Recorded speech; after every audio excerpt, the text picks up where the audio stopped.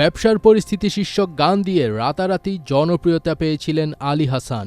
সম্প্রতি Coke studio বাংলায় মা লো মা গান গেয়ে আলোড়ন তুলেছেন আবারও। জীবনের কঠিন বাস্তবতাগুলো তার ভাষায় খুব সহজে নিজের গানে তুলে ধরেন আলী হাসান। তবে সম্প্রতি তার দেয়া একটি বক্তব্যকে ঘিরে সৃষ্টি হয়েছে আলোচনা এবং সমালোচনার। এই মিডিয়ার জগতে প্রচুর ভেজাল। যদিও বেশিরভাগ নেটিজেনরা তার কথার পক্ষেই সুর মিলিয়ে তাকে সমর্থন করছেন, তবে নিন্দুকের সংখ্যাও কম নয়। তার সেই বিতর্কিত মন্তব্য নিয়ে বিব্রতকর অবস্থায় পড়েছেন আলী হাসান। ব্যবসার পরিস্থিতি শীর্ষক গানের পর বাজার গরম, সোনার বাংলাদেশ, প্রতারণার ফাঁদ, নানান রকম গানে সাধারণ জনগণের মনের কষ্ট গানের সুরে সাজিয়ে প্রচার করেছেন তিনি। তবে সম্প্রতি কোক স্টুডিও বাংলার মা লো মা গানের র্যাপ অংশ লিখে এবং কণ্ঠ দিয়ে আন্তর্জাতিক পর্যায়ে পরিচিতি অর্জন করেছেন আলী হাসান।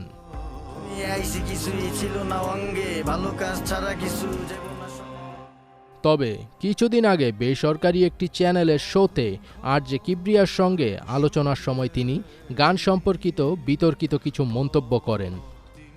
আলী হাসান বলেন, গান বাজনা হারাম, তাই এই পথে উপার্জিত অর্থও হারাম। এখানে কোনো হাদিসই চলবে না, হারাম টাকা হারামি।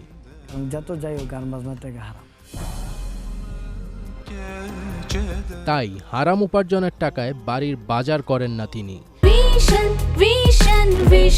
100% কপার কন্ডেন্সারে তৈরি ভিশন ফ্রিজ, তাই গুণে মানে অটুট থাকে বছরের পর বছর। তিনি আরও বলেন, তার ব্যবসার টাকায় তিনি সংসারের বাজার সদাই করেন, পাশাপাশি গানের টাকা দিয়ে তিনি বাড়ি নির্মাণ করছেন বলেও জানান।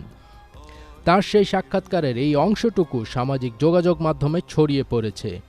এই মন্তব্য নিয়ে বিতর্ক হলে তিনি বলেন, 1 ঘন্টার সাক্ষাৎকার থেকে সামান্য একটি অংশ মানুষ ছড়াচ্ছে, এতে তার মনের ভাব পুরোপুরি প্রকাশ পাচ্ছে না। পুরো সাক্ষাৎকার দেখলে বোঝা যাবে তিনি মূলত বলতে চেয়েছেন ইসলাম ধর্মে বাদ্যযন্ত্র বাজানো হারাম। তার পুরো পরিবার ধার্মিক, স্ত্রী মাদ্রাসার ছাত্রী ছিলেন, বিধায় ছেলেকেও মাদ্রাসায় ভর্তি করিয়েছেন, তাই এই পথ থেকে বের হয়ে যাবেন তিনি। পারিবারিক ব্যবসা ক্ষতির কারণে ছেড়ে দিতে হয়েছিল। ব্যবসা জীবনের সেই অভিজ্ঞতা মিশিয়ে দিয়েছেন গানের লাইনে। এখন তার ব্যবসা ভালোই চলছে।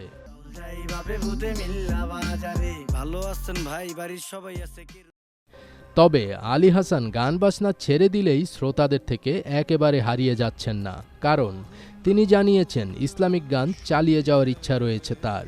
সেই গানের মাঝেই টিকে থাকবেন তিনি কোটি দর্শকের মনে। ফাজবির তাজ, ATN বাংলা।